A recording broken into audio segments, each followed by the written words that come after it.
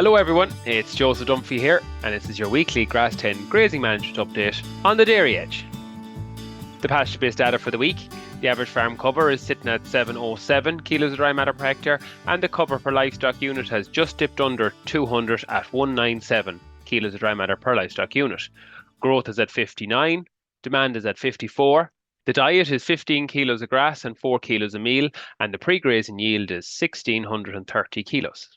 Dry matter percentages have come back a slight bit with the rainfall: 18% recorded in Moorpark, 18% in Grange, 17% in Athenry, 20% in Oak Park, and still high in Johnstown Castle at 23%. Grass growth predictions for the coming week are variable, however, they are positive as most areas of the country have received rainfall, so they're expected to be between high 60s and up to as far as 80 kilos in some areas. Rainfall amounts are substantial, with between 20 to 25 millimetres expected in the east and the southeast, 40 to 50 millimetres of rain expected in the southwest, and up to 50 to 60 millimetres of rain expected in the northwest. Soil temperatures are expected to be between 13 and 14 degrees.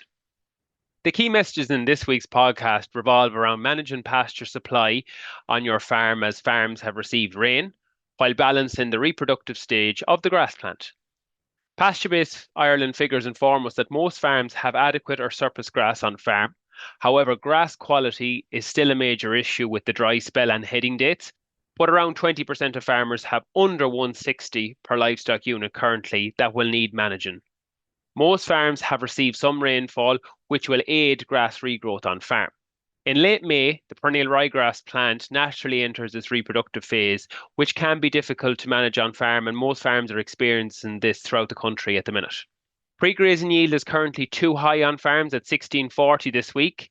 This needs to be a priority to get back to 13 to 1500. However, we understand that this is difficult currently, especially for the 20% of people whose last week's cover was under 160 per livestock unit.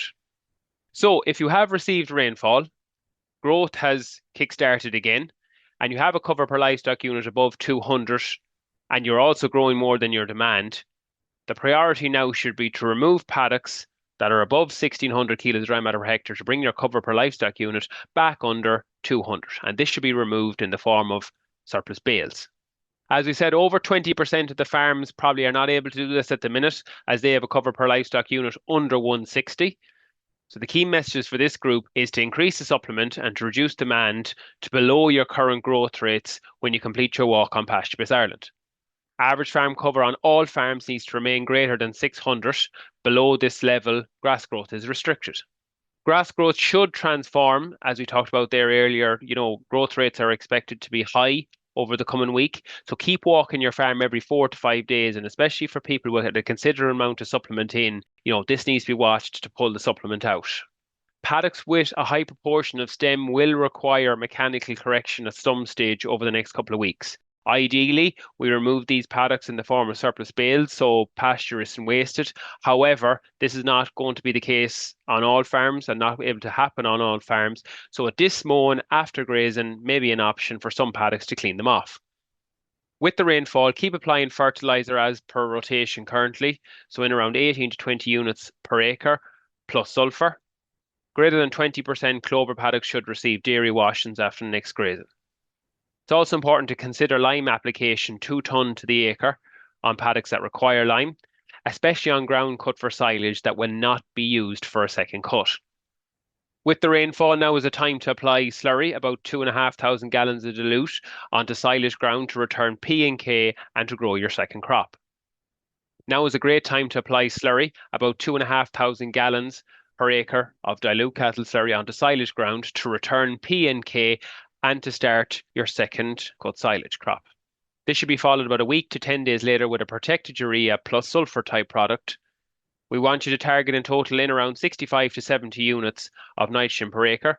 So the 2,000 or 2,500 gallons per acre will supply somewhere in the region of 8 to 10 units, and about 1.5 bags per acre of 38 plus 7 type product will suffice to grow that crop. If no slurry is applied, ensure P and K is applied in compound fertiliser. So for index 3 soils, apply about 12 units of P and about 70 units of K per acre So a product of choice there would be 2 bags of 0730 per acre. This week's featured farmer is Killian Brennan from Kilcogie, County Cavan. Killian is milking 96 cows. The diet currently is about 15 kilos of grass and somewhere between 4 and 5 kilos of meal. Milk yield is 25.5 litres at 4.17 fat and 3.67 protein. Fertiliser at the minute is 20 units per acre of a 38 plus 7 protected urea plus sulphur after grazing. Current management on Killian's farm at the minute, he's an awful lot of paddocks corrected over the last number of weeks with either bales or dismown after grazing, so he's good quality coming back. And he's expecting a bounce in growth rates now that the rain has arrived. His average farm cover is 577, his growth is 59, demand is currently 50, cover per livestock unit is 186, and stocking rate is 3.1 livestock units per hectare. He's reseeded 8.6 acres on the 24th of April. This rain has helped it, and he'll aim to apply a post-emergent spray over the next week or 10 days, and it's going to receive the product Pro Clova. So it's a good reminder for people who are listening to today's podcast that have reseeding done in late April or early May to make sure that you have your post-emergent spray product in the yard and ready to go, as these reseeds are really going to kick off when the rainfall has been received.